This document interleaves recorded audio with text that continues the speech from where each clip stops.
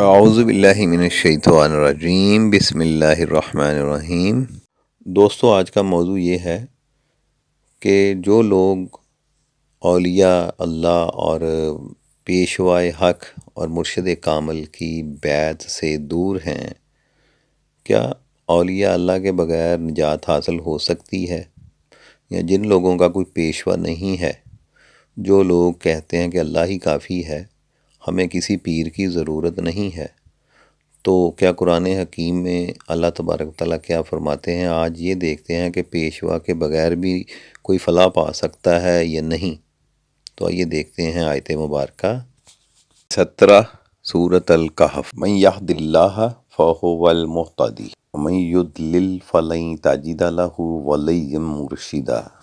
اور جسے وہ گمراہ ٹھہرا دے تو آپ اس کے لیے کوئی ولی مرشد یعنی راہ دکھانے والا مددگار نہیں پائیں گے۔ دوستو، اس آیت سے تو یہی ثابت ہوتا ہے کہ وہ شخص گمراہی کے رستے پر ہے جس کا مرشد نہیں ہے یا کسی ولی کے ساتھ تعلق نہیں۔ سورۃ الاحقاف آیت نمبر 32۔ وَمَن لَّا يُجِبْ دَاعِيَ اللَّهِ فَلَيْسَ بِمُعْجِزٍ فِي الْأَرْضِ وَلَيْسَ لَهُ مِن دُونِهِ أَوْلِيَاءُ أُولَٰئِكَ فِي ضَلَالٍ مُّبِينٍ۔ اور جو شخص اللہ کی طرف بلانے والے کی بات کو قبول نہیں کرے گا تو زمین میں بھاگ کر اللہ کو عاجز نہیں کر سکے گا، اور نہ ہی اس کے لیے اللہ کے سوا کوئی مددگار، اور یہی لوگ کھلی گمراہی میں ہیں۔ تو پس ان دونوں آیتوں میں یہی واضح ہوتا ہے، اگر جسے اللہ گمراہ کرے تو اس کا کوئی مرشد نہیں ہوگا، جسے نہ کرے تو اس کا تو مرشد ہوگا، اور جو اللہ کی بات کرنے والے کی بات نہیں مانے گا لیکن جو مانے گا تو اس کا مددگار بھی ہوگا اللہ کے علاوہ۔ جو کہتے ہیں کہ اللہ کے علاوہ مددگار نہیں، تو یہاں پر مرشد بھی ہوگا اور مددگار بھی ہوگا۔ جو مانیں گے، جو نہیں مانیں گے، نہ کوئی ہدایت دینے والا ہوگا اور نہ ہی مدد کرنے والا ہوگا۔